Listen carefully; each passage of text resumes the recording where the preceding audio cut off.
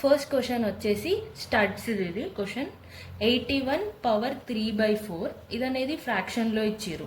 ఇప్పుడు మనకి నార్మల్గా ఇలా ఇచ్చినప్పుడు మనం ఎలా సాల్వ్ చేయాలి అంటే ఇక్కడ ఈ 81 ఉంది కదా, ఈ 81ని మనం 3/4 లెక్క రాసుకోవచ్చు. 3/4 లెక్క, ఎందుకంటే 3 × 4 టైమ్స్ మీరు మల్టిప్లై చేస్తే 81 వస్తుంది.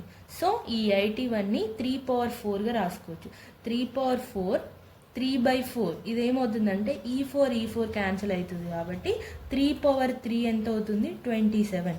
81 3/4 వాల్యూ వచ్చేసి 27. నెక్స్ట్ ఇక్కడ 5 1s 5 4s 20, ఇక్కడ హాఫ్ ఉంది కదా, 4 × 3 3 × 6 చేయండి, చేస్తే మనకు 72 వస్తుంది. 27 × 72 చేస్తే 1944 ఈజ్ ఆన్సర్.